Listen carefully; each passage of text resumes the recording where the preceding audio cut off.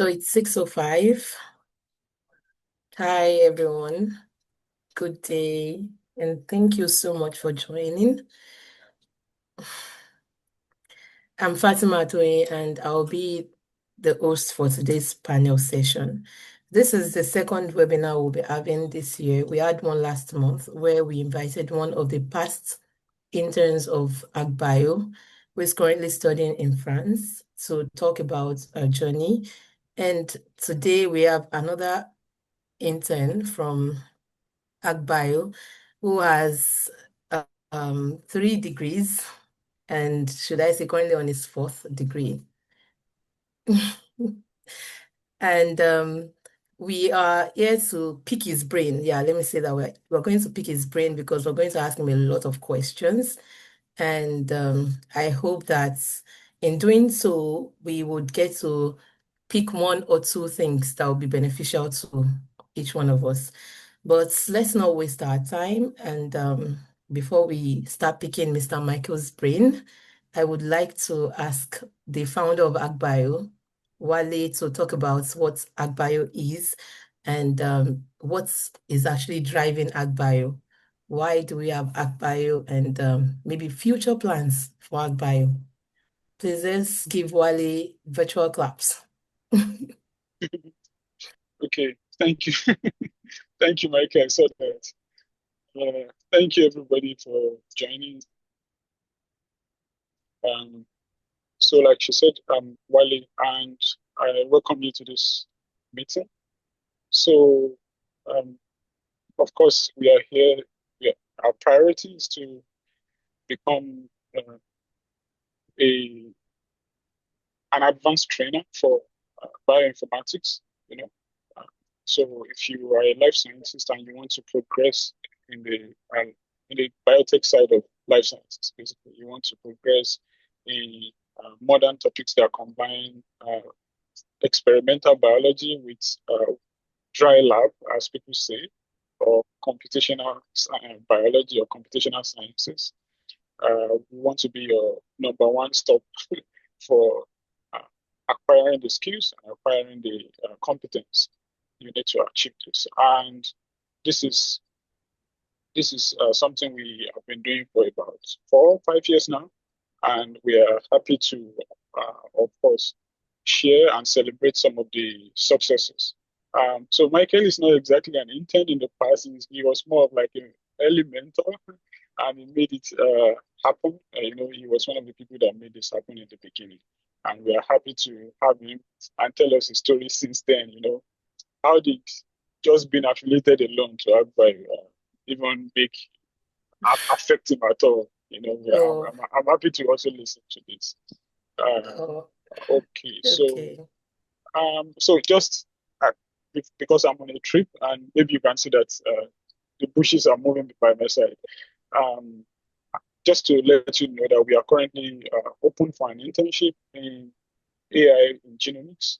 Okay, so we're trying to look at the combination of artificial intelligence and genomics, and this is not just another opportunity to learn random tools, but you learn to build things that are trendy, that people are recruiting for in big biotech, in tech bio and biotech companies. Okay, please check our website. I will drop the link very soon, and you can enroll if you find the topics interesting. I'll hand over back now. The Thank you for having Thank you so much, Wale. Oh, pardon me. I'm sorry. I guess I didn't actually do my research properly. Michael, I hope you're not annoyed. No. All You right. were Thank you correct. so much. I was a intern mentor. So you're doing like two things at a time. I was doing two things at the same time, yeah. All right. All right. So I would want to introduce Michael. And I don't know if I should actually, I'll just summarize it, but I'll give him floor to talk more about his own story. But Michael has a bachelor's of his degree in biochemistry from Lagos State University, Nigeria. And he also had his master's in biochemistry from Lagos State, University of Lagos in Nigeria. And then he moved to the United Kingdom through the Commonwealth Shared Scholarship in 2021, where he has a master's in research in parasite control. And currently he's a PhD candidate in the University of Arizona in the United States of America. And if I count the number of degrees now, that's like 4, right? So we're really going to pick your brain because you have a lot of things that people actually want. So before asking the questions, I'll give you the floor to give us a deep insight on your journey, maybe just a little bit into your journey from Lagos State University to UK and now to US. So please let's welcome Michael as we give him just a little bit of time to talk about himself before we start picking his brain. Thank you so much, Fatima. Thank you, Wale. You're And I welcome. see that all the I can't see the whole screen, so please pardon me. I see that some of my bosses are here from HackBio, some of the mentors, and I just want to acknowledge everybody. I've had good relationship working with everyone in HackBio, and thank you guys for having me.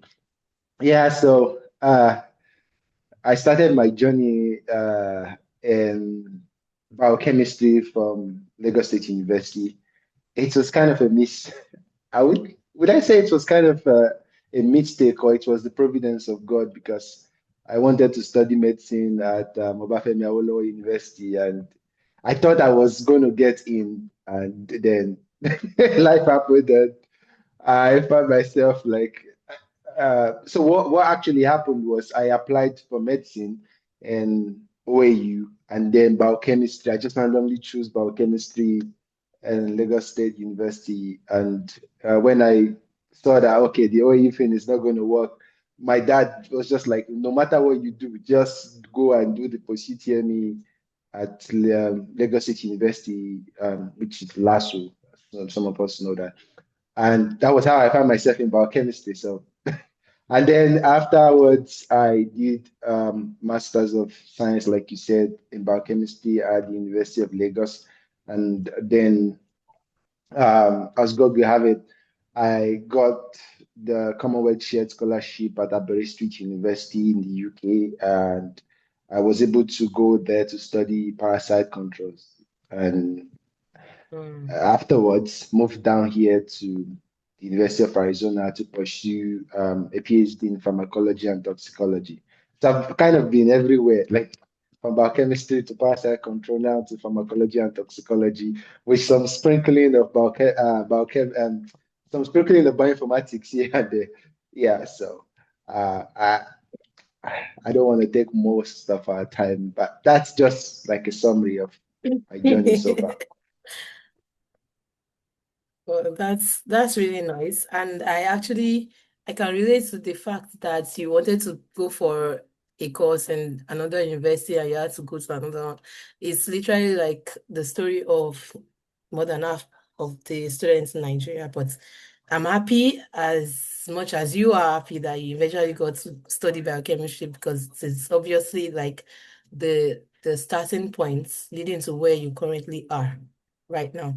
So thank you so much for joining. I saw a chat, someone joined from Pakistan.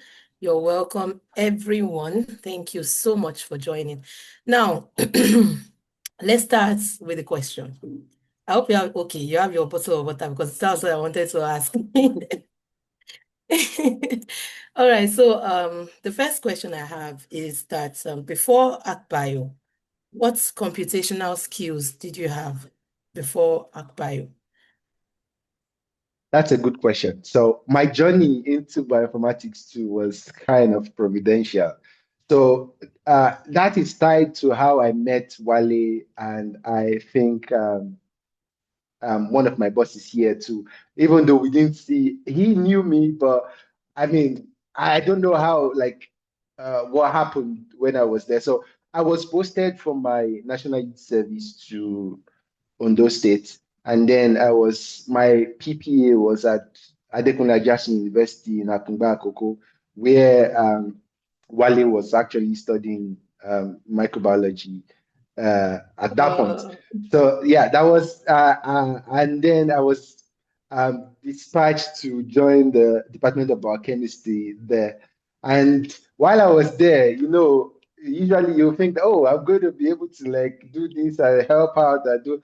They just put me in the office. So I'm like, I don't know how this is going to work. And then one of my colleagues was posted to I think it's called CBDD. That's the Center for Biocomputing and Drug Development. And she was telling me of all the amazing things that they were doing. She was learning at that point. I'm like, are you sure I'm not going to be sneaking to go and learn one of these things? And that was how I was able to meet the director of the center back then. His name is Dr. Idowu. And from there, I met Wale and some other very intelligent folks there, like doing some amazing work. And that was how I started like learning protein modeling, docking, molecular dynamics simulations, and all those fun stuff. And I'm like, this is much more fun than where I am. And I was able to like navigate both the bioinformatical and the biochemistry, the Department of Biochemistry office that I was posted to, and then going to the CBDD center to like learn what was going on, participate in some of the things that they were doing. And that was how I got into bioinformatics, basically. That's really nice. That's really, really nice. Also, the story of how you met Swali, I guess we'll have to revisit that because I want to know more. I want to know more so I can taunt him. All right. The next question is that since you were involved with HackBio as a mentor, not just an intern, but also as a mentor, what skills do you see students gaining from the HackBio experience that they would not get in the traditional classroom? Or what skills did you gain that you did not get in the traditional classroom? That's a good question. So one thing that I appreciate um, in the ArcBio program is the hands-on, like you actually doing the project, because I believe that's how you learn. You basically learn by doing, not just like watch the videos and read the materials on the internship or on the course, but you're actually applying those things. And it's kind of challenging. Like, so going back to the first question, after my time at the Center for Biocomputing and Drug Development, Wale reached out to me that he was thinking about floating this new project on HackBio. And I was like, yeah, sign me on. And the first he had three sections back then, if I can remember correctly. I was assigned to, I think, the drug development portion of it, with in addition to Dr. Chenemi. I've forgotten her last name. Her husband is actually here in the audience. So I was, I'm not going to mention his name. He knows himself. Yeah, so that he reached out to me and I was like, yeah, I would definitely want to join. And then we joined, and I could see the first thing we started like with Bash, and then how to use like docking softwares and all, and that led to a publication. So the first internship Mm. right from the outset led to like three different publications from the three different sections. And I'm like, oh my God, this guy is on fire. So like you could tell one of those publications today has about 25 citations. What? Yeah. Wow. So I'm sure that many of those guys that like even so the funny story, the first author of that particular paper. It was my colleague doing my Masters of Science program at Unilag. Now he's in Wow. University of Denver here in the US. Wow. Yeah, Wow. and he was citing that particular paper in every of his application, I believe. And yeah, so imagine like you just jumping in. And back then, he didn't have any experience with drug discovery using like in silico approach or computational approach. And through that particular experience, he launched out and now he's doing computational stuff too. So yeah, the hands-on experience is something you may not get in other places. Well, that is really great. That is really great. And publishing a paper from just one project, several papers from one project is a big deal. And having so much citations, that is, in fact, let me just throw this confetti. Well done, well done. And like you said, Wale is on fire. Yes, he's always on fire. He has that thing in him, and I think that's what is pushing him. And I'm glad that you were able to get something out of that. Also, another question is that beyond the technical, because this talk about the projects now brings me to this question. I can say that okay, HackBio taught you something like how to document your work, structure a project, or manage your time. How were you able to do that during your mentorship or during your degrees? How were you able to document your work? Is there any place you posted it or maybe you published? How did you go about it? Yeah, that's a good question. So, one thing that I've learned in science is publication is very, very good. In fact, there's the saying, I mean, we all know the saying of publish or perish, right?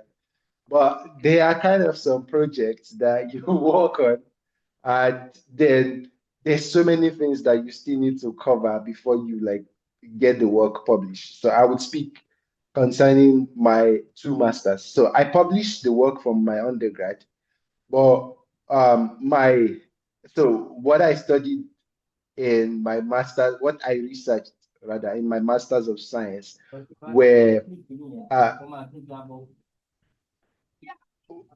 there were bacteria that can degrade pH.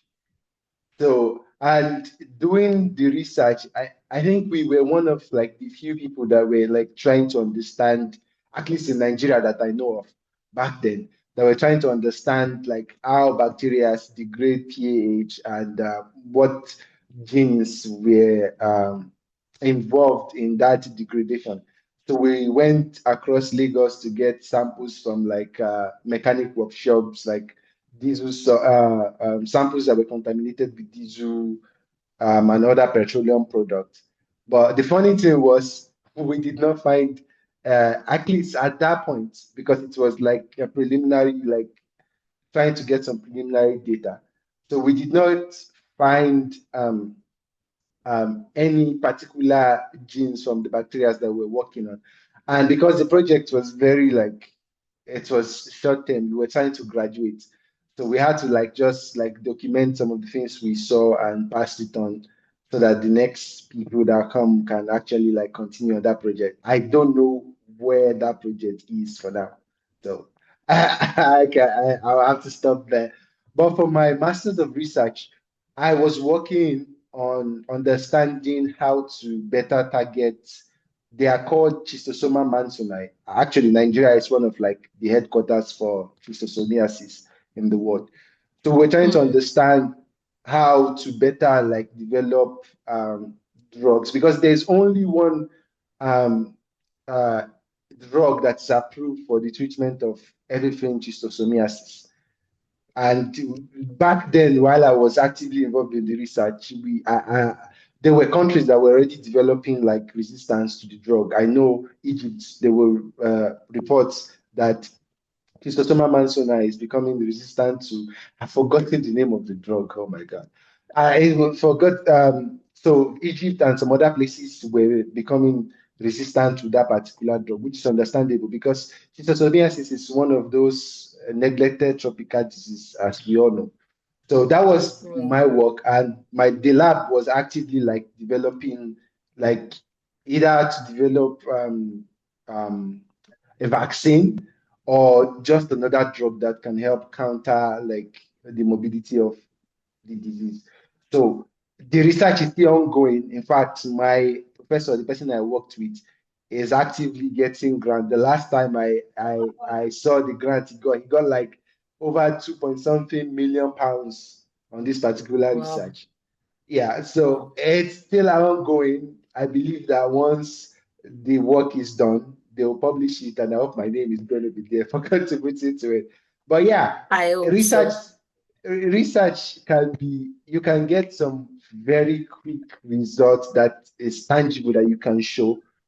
And sometimes, or even most times, you can get things that, okay, well, I've done my part. I will leave it for the next person coming in, and they'll be able to move it forward. So in terms of documentation, documentation is very important in science, right? There are so many ways we document. There are so many softwares that we use to like keep track of like what kinds of methods that we are using and all.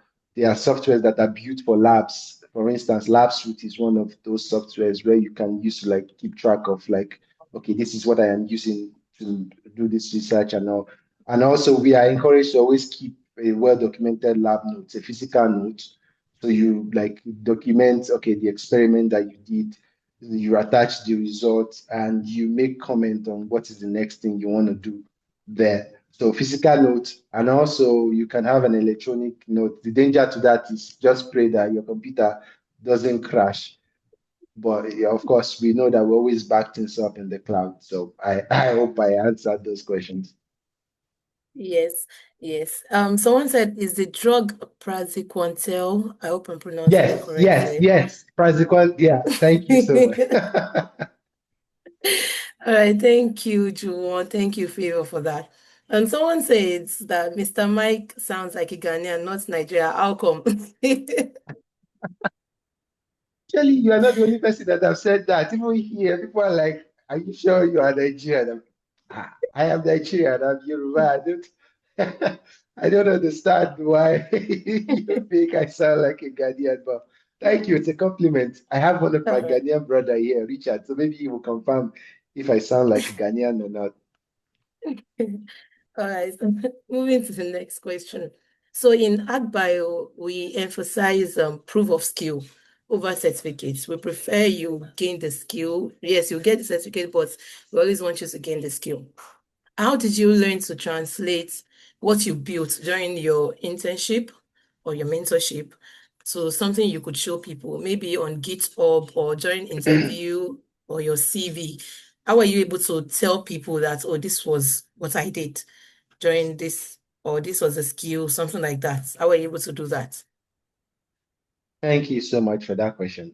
I want to be, I don't want to be an hypocrite because I understand the importance of like show your work. There's a book actually on that, show your work. I am Yes. actually, I would say I am an introverted scientist in a way because like I don't know. Now I'm trying to put myself out there more. But like one of the ways that I think, or that was just my mindset, right? That's one of the best way to like show like what you have been doing is to have a publication on that particular Mm. stuff. And I have been lucky to have a couple of publications. So for me, I'm like, well, if you doubt what I can do, I have published things there that have been cited by others. I have never cited my own work for like if I write a paper, I recite my own work. I typically don't do that. So for me, I feel like okay, that is enough proof, but it's not enough. So one thing I'm actually learning now, because I'm also trying to like transition from my PhD into the real world, is you really need to show, you can't expect people to go out there to go and look for your work. You have to put your work Mm. out there. So now I'm like, okay, now I'm tweaking up my GitHub, my LinkedIn is being polished and some other things, like just making it Mm. easy for people to be able to see what I have done. So Mm. going back to your question, I've not been the best example for that, but now I'm like, okay, it's becoming real. I need to like get out of this introverted mindset of, well, I mean, I know that I can do the work. Nobody cares. They want to see what you can do. So make it easy for them. Show them. It's not like So the mindset is you are not trying to be, is it pompous or like being like, oh, this is what I've done. No, it's not because of that. It's because you want to document so that someone who has not even come across you in person or like had any conversation with you can look at, oh, this person is, their attention to detail is very good. Look at how everything is documented in their GitHub. Look at how they were able to make inferences from the analysis that they did. From there, they can even be the one to reach out to you like, oh, I love what I saw, and can we work together? So that would be like my advice, yeah.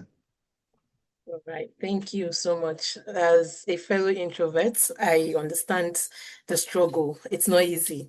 But if there's one thing I always say, I would always praise HackBio for helping me overcome my camera shyness. The fact that I'm able to talk to people and look into the camera is a big win for me. And all thanks to HackBio for that. So based on that answer, I want to ask that if a student comes to you and says, I've done AgBio, but I am not sure what to do next, what would you tell them? So this is what I will tell them, linking this to your previous question. The first thing is you have to develop a portfolio. So if yes, let's even not talk about like maybe you are trying to get into like um higher education, you're trying to get like maybe a master's or a PhD, or you are trying to go into the workforce. The first thing would be to build a portfolio of what people can see. So if you have learned how to use R to do data analysis, pick data from the internet that is already available and reanalyze those data and give new insight. And you can put whatever inference you drew from that work on LinkedIn, on your GitHub, or other platforms. Just build a portfolio first. And from there, you might actually, so the building the portfolio might actually lead you to narrow like your interests. So maybe for instance, I have learned everything in HackBio. I did R for data visualization. I did the learning how to uh, do RNA-seq, whole genome sequencing analysis, keep-seq, cut and run. You have done all these things, right? But you are still like, probably you don't know where you fit in.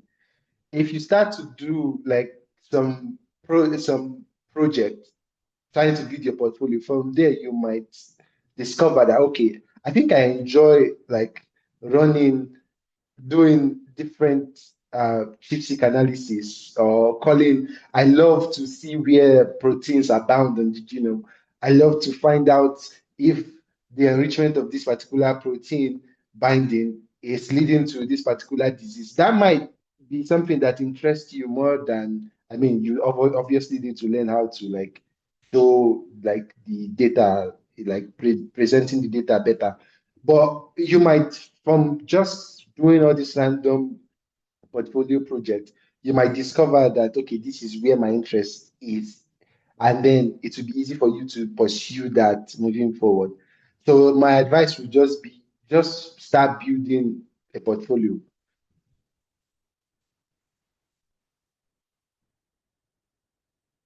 Thank you so much. The advice is to start building a portfolio. It will help you in the long run. And the last question regarding AgBio is that what do you think AgBio does differently from other internship programs you've seen? What makes Yeah. AgBio's internship more effective? So one of the things that makes it more effective, I think I hinted at that previously, is the hands-on experience. And then you have mentors that are willing to like help you out. You can interact with the mentors. You have like a personal relationship with them. It's not like they are up there and the intern is down here. It's an avenue where everybody is like, okay, we are working together as a team, not like, oh, I am your boss. You are the intern. It is what I say that goes, right? It's not like that. And another thing is the fee. AgBio is like, you get more bang for your buck in HackBio. I think one of the mentors was saying something recently that I have seen here, right, where people want to run, um, let's say RNA-seq data analysis, and the price. If you see the price, you're like, oh my God, and it's just for 7 days. There is a known laboratory here. I'm not going to say their name. There's a known laboratory here that whenever they have like this stuff, it's in the thousands, like 1,500, 2,000. Hmm. There was a time I was trying to like, okay, let me see what the crowd EM is all about, data analysis. And I went to their website and I saw the price. I was like, thank you so much. Yeah, so if you are trying to like get the skill, like you don't want to spend, like you don't want to break the bank, AgBio is like your best bet. And everything that those guys will teach you, we do it here, even in more with like there is direction. So like I said, the part of you publishing what you do is high here compared to over there. Once it is the 7 days, you are literally on your own.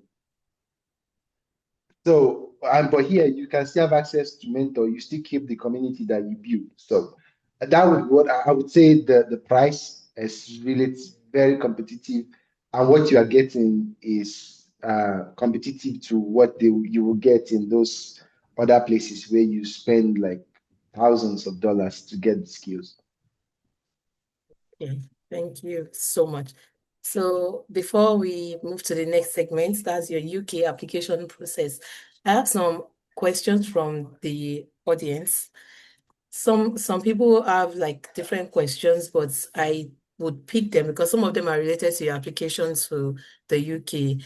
So the first one is someone asked that integration, use, benefits of bioinformatics and how bioinformatics can enhance diagnostics. That has it been proven in practice in the field of medical lab science? I don't know if you have an idea on that. Uh, so in terms of diagnosis, I don't know if I understand the question correctly, but I'll try to answer it.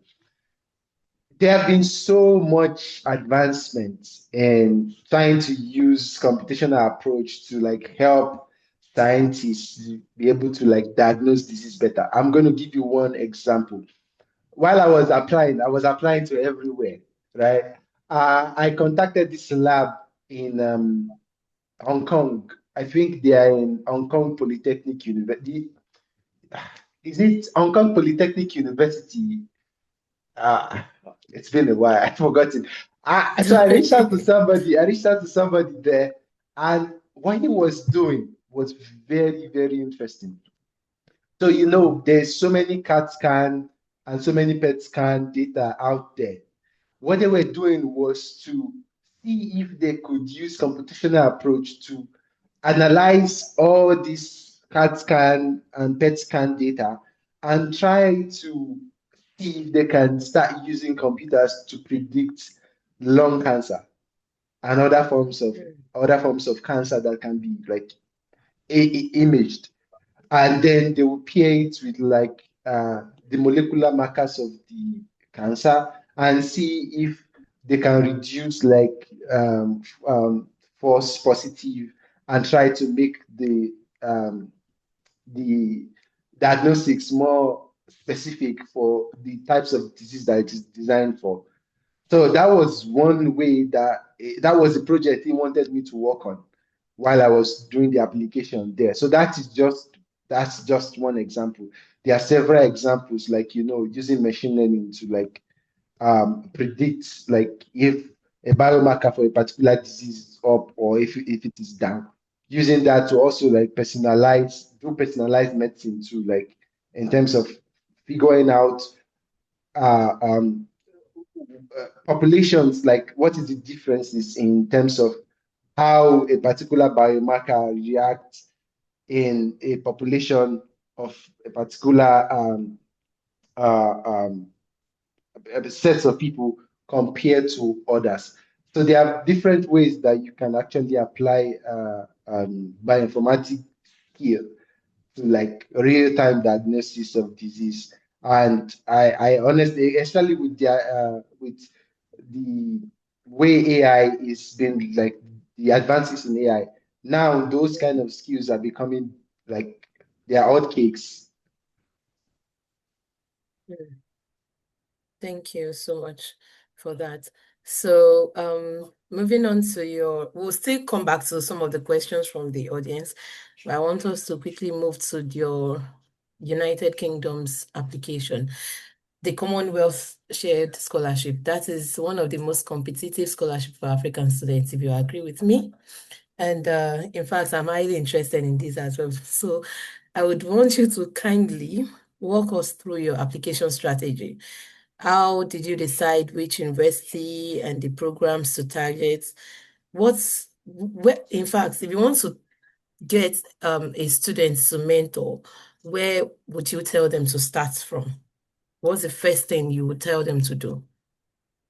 That's a good question. So, um, applying to the UK, so this is my personal opinion. I won't sit here and say I'm an expert on like anything Commonwealth shared, right? But in my own opinion, I would speak on my own experience. So applying to the university is not the problem. So that's one thing I see with like a lot of students. They apply to different kinds of university, like they want to go to the most prestigious one, which there is no harm in that, right? You apply to Oxford, Cambridge, and all. Getting the admission is not the Mm, issue. It is getting the funding, right? So what mm, I did for mine was firstly, um, when the application was opened, I was like, okay, how best do I actually approach this? Like in terms of, I know what I want to study. I want to be within like anything molecular, um, biomedical sciences, anything within that space is what I was looking to apply to. And then for the Commonwealth Shared, you would see the number of slots that are open for each university and for each program. So one of the best way, I mean, so this advice is kind of dynamic because when I was applying, the school that I got in only had one slot. It only had one slot. In the previous year, it had four slots. And one of the wow. slots was gotten by somebody that was my roommate in doing NYC. In fact, he was in Wow. the same lab that I eventually got into. Wow. So I knew that he got the scholarship, and I knew a couple of my colleagues back in NYC that got the scholarship. So I reached out to them. I was like, what's going on? How do you guys advise that I go about this? They were like, yeah, apply to the ones that have more slots and all, which I did. I applied to a couple of places. I Mm, applied to Lista, I think Bristol. Bristol, one of them was like, you have to show proof of your English language. I'm like, I studied in English. They were like, it's not enough. You have to show this. You have to. That was when they were considering me for the Commonwealth share because, like I said, application was easy. I got offered the admission for all the places I applied to, but then when it came to the Commonwealth, these guys were like, you have to prove that you know how to speak English. I don't have the money to go and do IELTS or TOEFL. So that was how that place was mm, closed. And the place that I eventually got was the only slot that was available for that university. And I'm like, wow. uh, glory to God.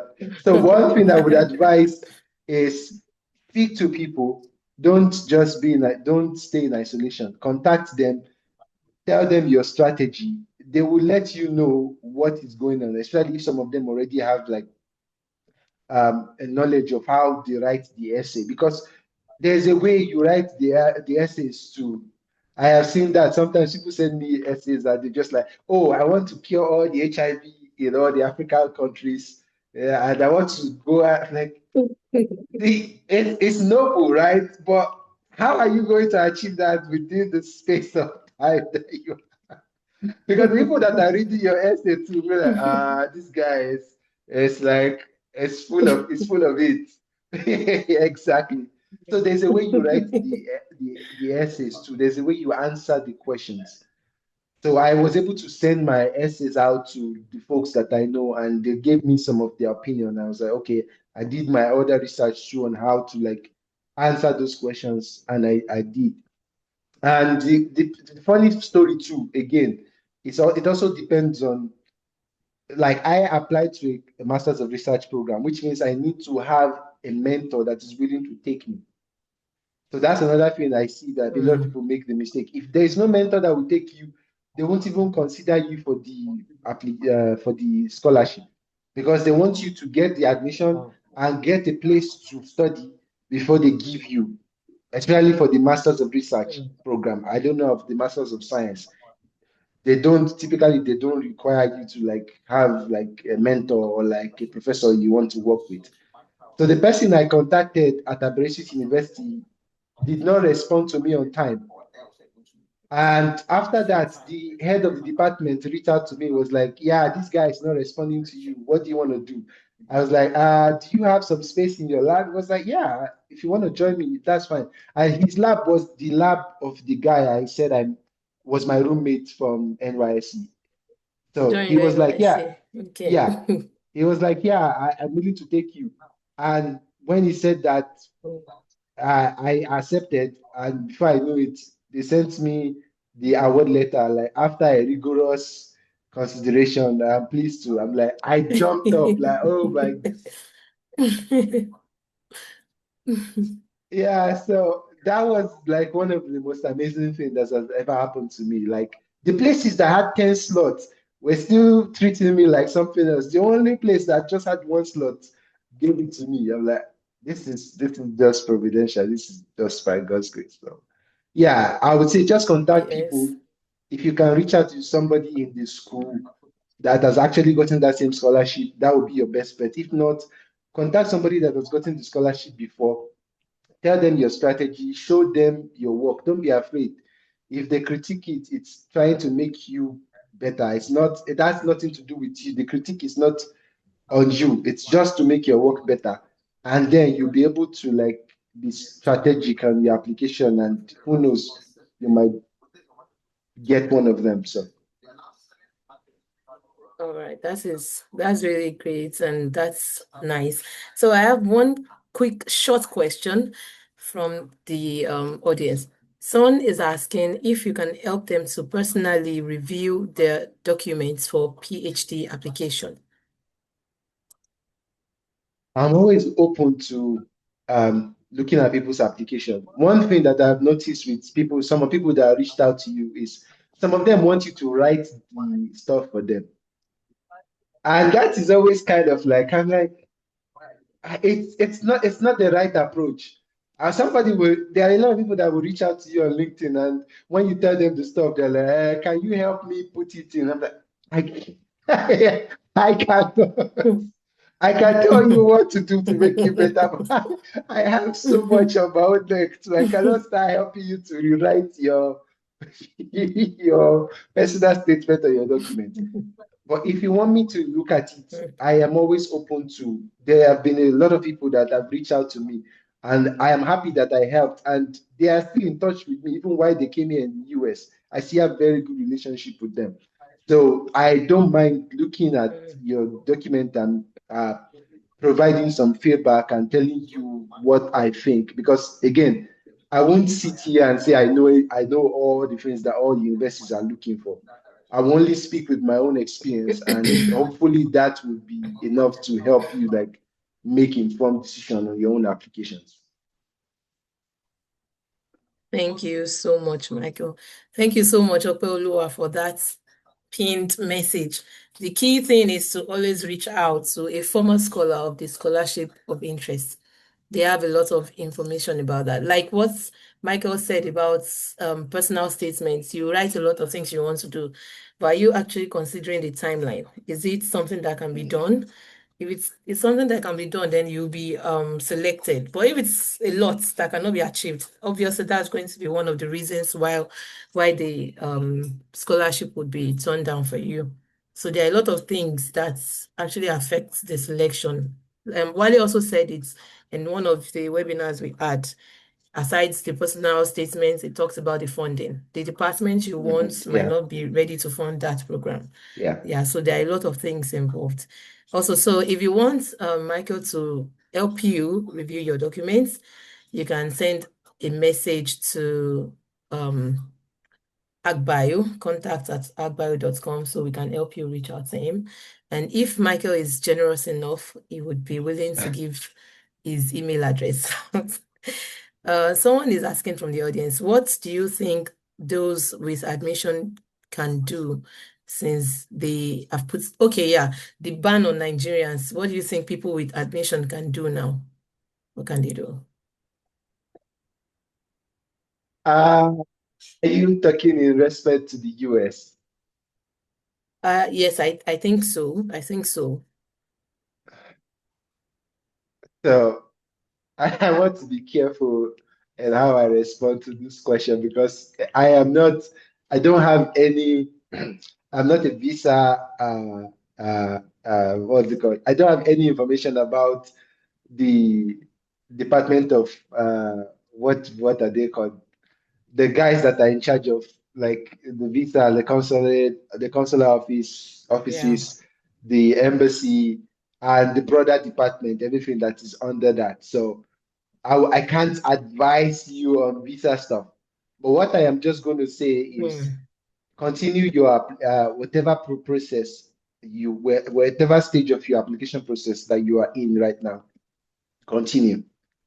I'll give you Hmm. an example of the reason why I said that. So, for instance, we all know what happened during the pandemic. I got my um, admissions during the pandemic, which means that Hmm. I couldn't like resume because, of course, the embassy were not, Yeah. yeah, they were not taking any appointments. They were not issuing any visa at that point. But Hmm. because of that, I could take a leave of absence for 1 year. Hmm. So because if you have any issue, you can always reach out to the institution and let them know that this is what is going on. And many of them would help, they would figure out a way to like accommodate you as best as they can. So some Hmm. schools, I mean, I don't know of all schools, but at least I know that they give you that you can take a leave of absence. Even while you are here doing the program, there are people that probably have some challenges here and there, and they're like, okay, I just need to take a break from education and go sort these things out. So they can also apply for that same leave of absence. Or they can also, the universities too can also help you waive your resumption date, especially if they have invested so much to like interview you and you have a professor that wants to work with you and it's like, yeah, I really need this person. Some of them are very like um considerate.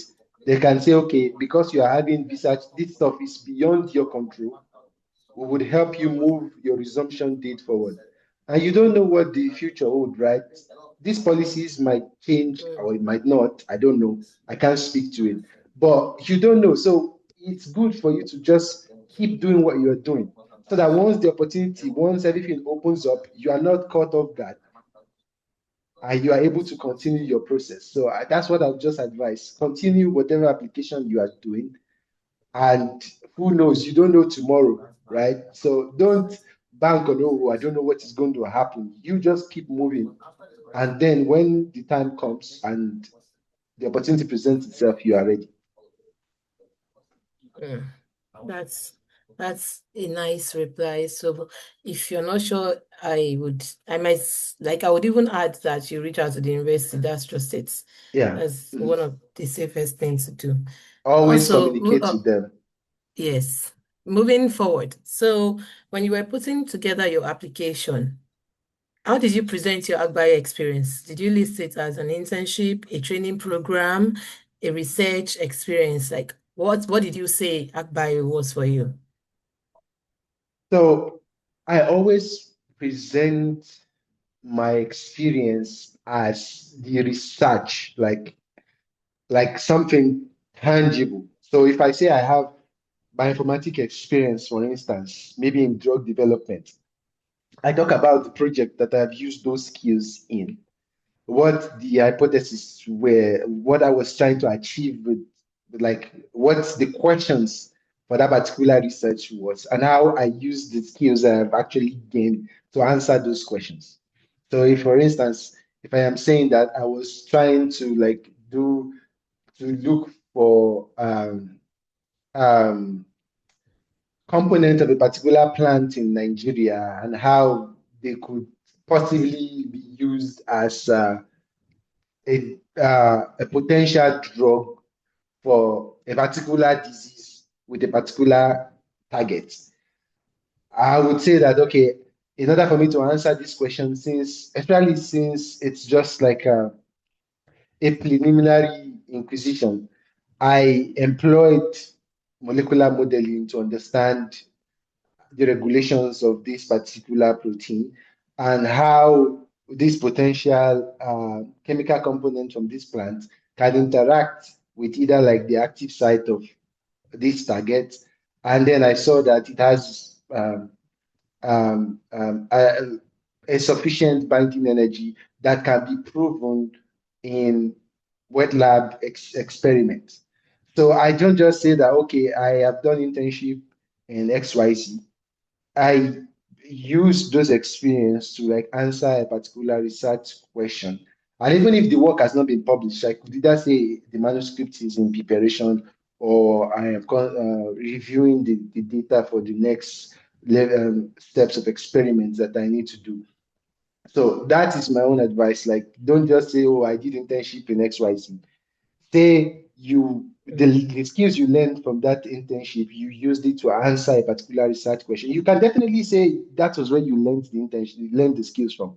So you learned the skills from HackBio, and then doing like the project, you were able to like apply those skills to answer this particular research question that led to this output.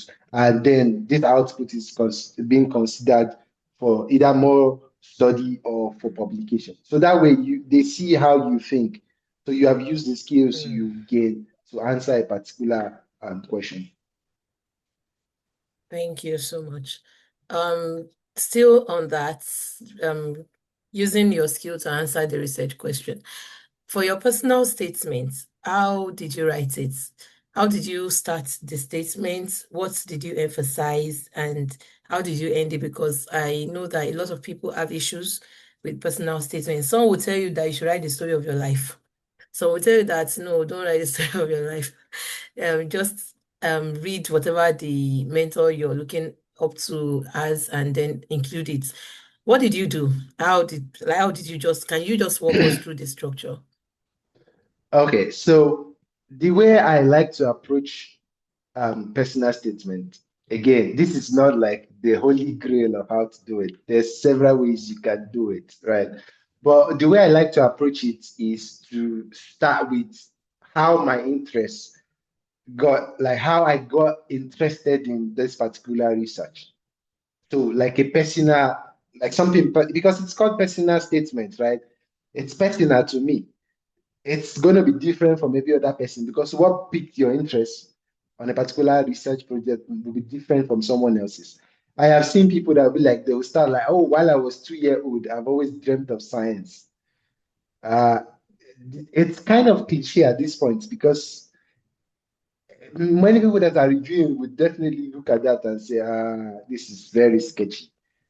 So it doesn't necessarily need to start while you were 2 or while you were 5 or while you were 7. It can literally start yesterday or last week. Mm. That's what a lot of people don't understand. They're like, oh, I have to start while I was in my mother's womb. That was when I started thinking of becoming a cancer biologist. I Mm. those things are very outdated at this point. So maybe you were listening to a talk by somebody, even on YouTube, and you were like, I need to really like go in and study more about this topic. And that was how it piqued your interest. And that was how you were able to like get involved in this particular area of research that you are particularly interested in. So I always love to start with something that particularly interests me. That's how I start mine. And then I move on to like educational qualifications that I have. So, like talking about how I have like the prerequisite knowledge in anything that I'm trying to apply to. So I'm not just coming as a novice. I've already taken the time either through my undergrad or master's to get some like tangible knowledge or background on that stuff, or I've gone to do mock courses online to understand more of that research. And then I move on to my research experience and tell them of like the examples of the research that I am doing and how. So this is one thing that I have noticed, right? People just say all these things without connecting it back to the program they are applying to. So I'm not saying all this in isolation and telling you how great of a student I am. I am telling you how great of a student I am for this particular program in this particular university. So everything I am doing, I am tying it to the program and the university. So if I say I have done some prerequisite courses, I will tie it back to the courses I'm going to do in the program. Like, oh, so these courses I have done would give me the necessary foundation to be able to be competitive in your XYZ course because I see that it's going to build on the foundations that I've already had. If I say I'm talking about a particular research, I am tying it to that. So if I say, okay, I have this computational experience, I'm tying it to like, okay, with these skills, I can actually start to help probe new potential drug molecules that can counter the disease that the professor is working on. If I say that I enjoy like a multidisciplinary or a multiracial community, I would say I'm looking forward to like enjoying the diverse community in the university or in the department. So I have tied everything I have done in the past to what I intend to do in the future at the particular program or university. So that's like my approach. You don't just write the personal. I see people write the personal statement. That one personal statement can be used to apply to 12,000 schools. It doesn't work. Mm. Mm. Okay, thank you so much. So key takeaway from this personal statement is you don't necessarily have to write the story of your life, like Michael said. You can talk about something that inspired you yesterday and connect it with the research institutes, what they have on ground. And don't use just one statement for 1,000 application. Thank you so much, Michael. Moving on to the next one. Are we picking your brain? Are you really feeling it? Oh my I goodness, can some of see my you actually cells are. sipping water. I'm almost done on one bottle, so I probably need to go get Should more. should I give should I give you a tea break so you can no, not tea It's break. fine, it's fine. Water break so you guess. Don't worry. Once I Moving finish on to one, the I'll next let you know. question. All right, no problem. What's the biggest misconception you've encountered about UK applications? What do you think students often get wrong about UK applications? Many of them don't understand how the UK funding works. I think that is one challenge. That's one thing I've seen. I have fallen into that trap before. So I'm not going to like sit here and bash people. People don't understand how the funding in the UK works. That's why I see people apply to 20 schools and they get the application and they're like, oh, I can't get funding. I'm like, you should think about funding first before you apply. Don't apply and then start thinking of funding. I have applied to schools in the UK and they'll give you £1 scholarship, a £1,000 scholarship, and the tuition alone is like £20. And you're like, where do you want me to get the 19,000 from? Or they'll give you five. They'll be like, oh, we gave you this academic excellence scholarship of 5,000. Go and look for the rest, 15 to 20,000 pounds. And then look for living expenses. Go and look for living expenses by yourself and visa. So a lot of people don't think Wow. about that first. So if you're applying to the UK, this is my genuine opinion. Again, opinion. Before you submit the application, go do the research on how you intend to fund that program. I'll give you a typical example. So the guy I Mm, told you about that got the first Commonwealth shared scholarship, he loves the UK. In fact, yeah. after he was done, he came to Nigeria. I Mm, was like, guy, apply to other places where the Lord is saying I should go back to the UK. So this is mm, what you do. You look for the scholarship first before you even apply for the admission. There are places. So, for instance, I know there is for PhD. There are so many PhD research scholarship that a lot of people don't know about, and they are typically tied to the university. So he is in the University of Liverpool now. There is a doctoral training. They call it doctoral training program (DTP). There are several of them. There's the Welcome Scholarship Program. Those things will cover for your tuition, your accommodation. Some of them will even cover for your flights to come, and they will give you travel allowances every year. So I also was mm. applying. I actually got a PhD offer at the University of Dundee, and the offer that I got, even though comparing it to the money in other places, you'll be like, this it's not about the money. So please just know they are giving you stuff for free. So don't be too selfish about like just so that whatever they give you would be comfortable for you to live in whatever area they give. They don't want you to become a billionaire, of course. They want you to become a student. So don't be too selfish. But they will give you annual stipends. They will cover for your living expenses through the annual stipend. Some of them will give you grants for you to go for conferences. Some of them will give you, like the people I was supposed to work with at the University of Dundee were like, yeah, once you come, we'll give you your own MacBook. I'm kind of biting my finger why I did not take that up. Yeah, so there are scholarships that are like that. You have to dig deeper to find them. And that's one thing I would advise. So go look for the funding first before you even apply. So let the funding guide the application. Don't just say you want to go to Cambridge. If Cambridge doesn't have the fund for you, what are you going to do? If Oxford doesn't have the funding for you, which they do, don't get me wrong, I'm not saying they don't, but they do. But you also need to like broaden your horizon. Like if you go to Oxford and somebody goes to Bristol or goes to University College London, it doesn't mean the person that went to Oxford is automatically better than yourself. So that's another mindset I see with the Nigerian, like, or with Africans. Like, oh, if it's Oxford or nothing, it's Cambridge or nothing, Mm, it is Harvard or nothing.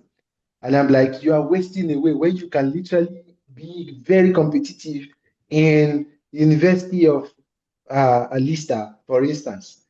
You can be very mm, competitive at the University of UC San Diego, University of California, San Diego, but you're like, oh, it's either uh, uh, Harvard or MIT, or it has to be University of UPenn, or it has to be mm, Cambridge. So that's another mistake.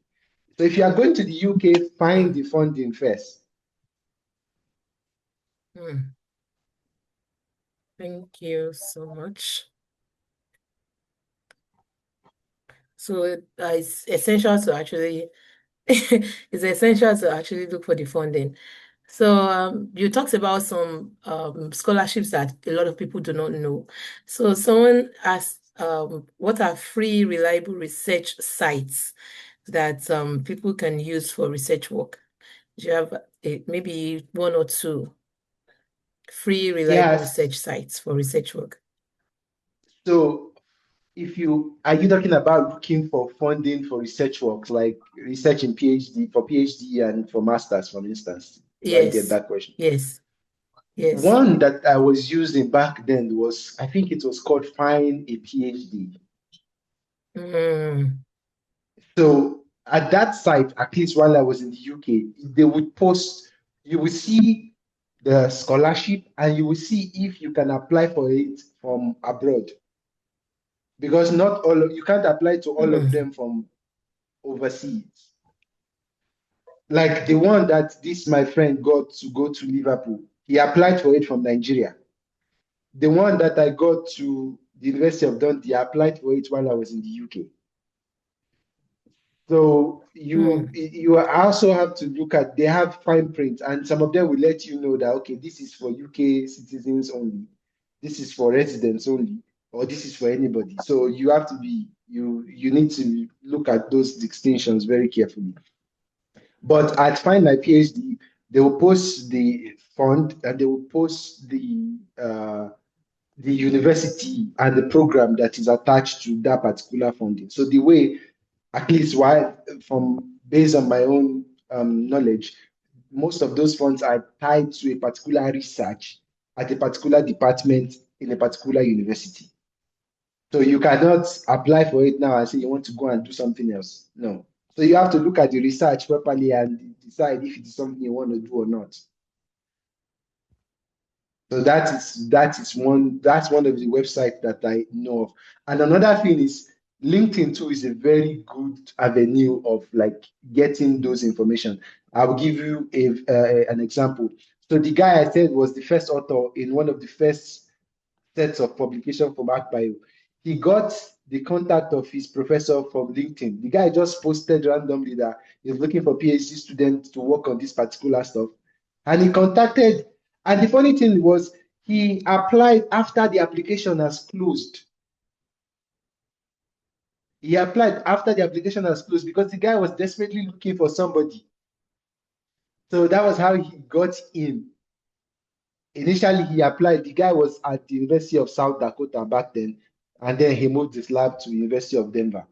So you never know. These opportunities are everywhere. On Twitter too, I see there's an academic Twitter environment where people post they are looking for doctoral student and all. So always like be on those sites. You never know where you will find your own opportunity from.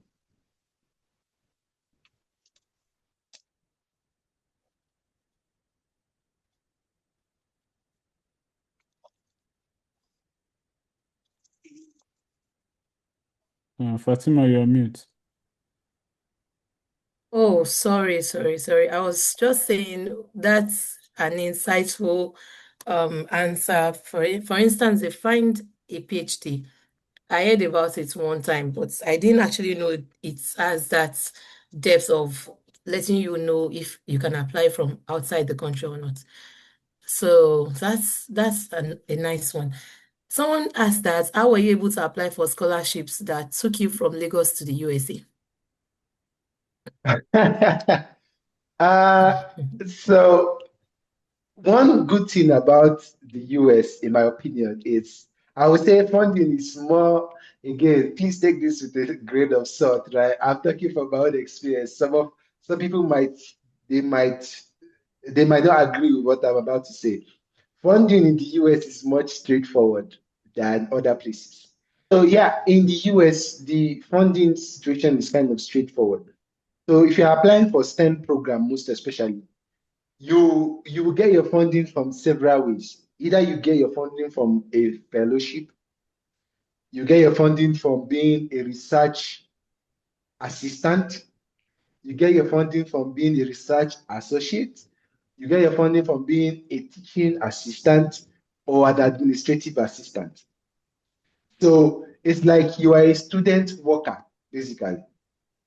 So you are working for the funding that they are not just giving you the money for free. You are doing something back for the department or the university in return. Either you are teaching a course, you are helping to grade, you are being an assistant to a professor that is taking a class, or you are being paid for the research that you are doing.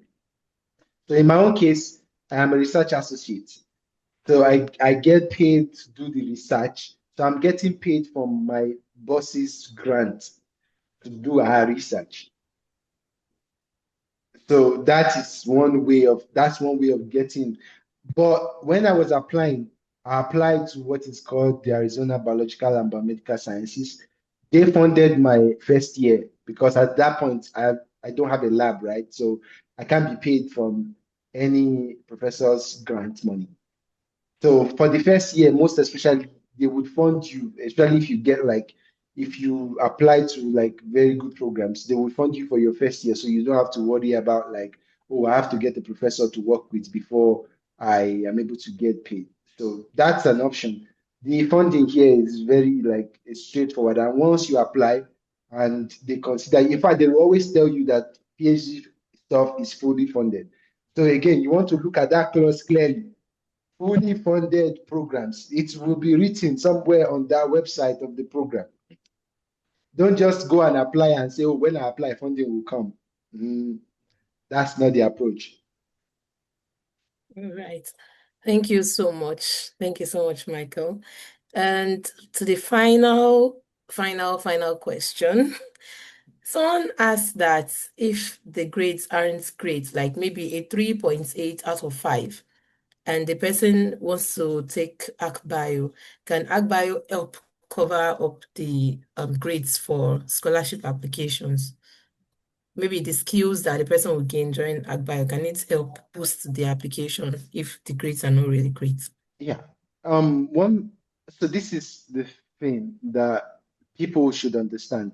Each program always have a minimum academic requirement. So for instance, the program that I am in, I don't know if you were talking about like a GPA from Nigeria or a general Yes, a 4.0 GPA from GPA. Nigeria. No, So the GPA from Nigeria.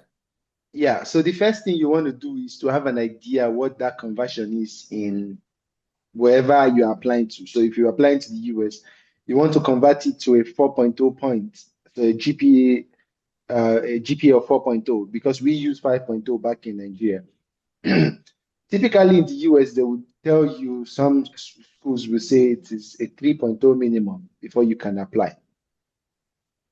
That doesn't mean sometimes that they cannot waive because your application is looked at holistically. It's not just in batches. So everything is looked at as a whole. If you have a low GPA, one thing that I have seen some people do is in addition to the experience you have from HackBio, which I'm going to come back to, it's definitely going to help. But one thing that I've seen people do is they write like exams like GRE and try to get a good score. So that boosts at least brings their academic standing up a little bit. They also don't apply to all the big schools because that might result to automatic rejection in most cases. I am not saying that is what 100% that's what happens. I'm saying you know your strength and your weaknesses. You have to be strategic about your applications anyway. You can't just like decide to waste because you are paying maybe you are paying application fee. You don't want to waste that. So first look for schools that clearly is within like that bracket of okay, our own cutoff is like 2.9, 2.8. Then you can then build on your research as a strength. So even though your academic standing wasn't that great, you have research experience from AgBio. You have been able to do this project, that project. Hopefully, it has led to something tangible that you can show. So also, a lot of people don't usually address the reason why their grade was low. You have to address that in your personal statement.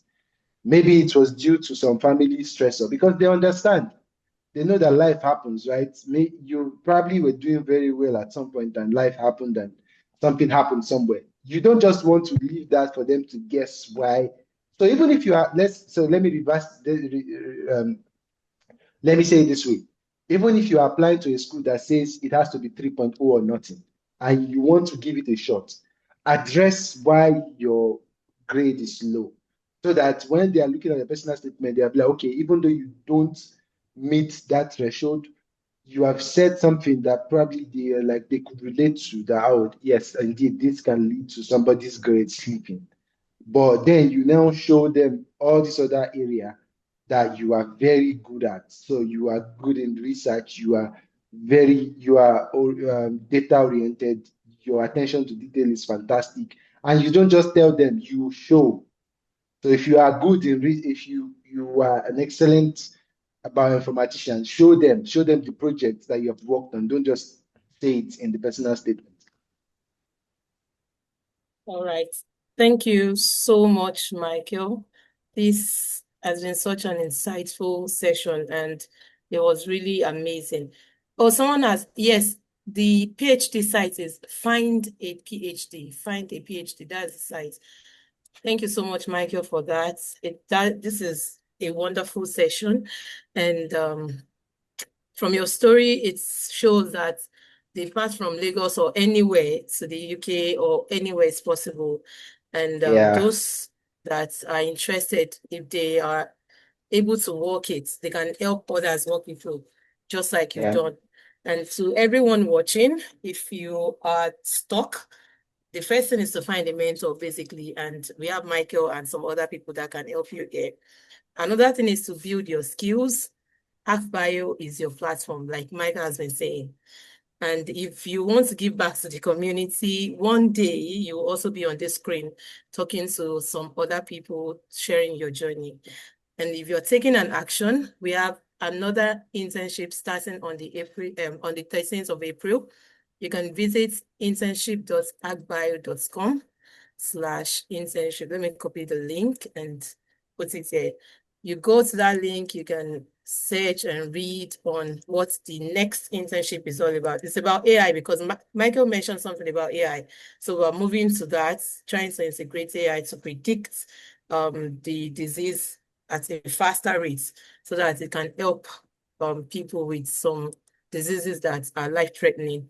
So thank you so much, Michael, for this wonderful session. I wish I had a bottle of water, like an exclusive water to give you. Thank you so much for joining. And every other person, thank you so much. This has been a wonderful session. Enjoy the Thank you guys rest for of your having day. me. Thank you so much, Michael, for joining.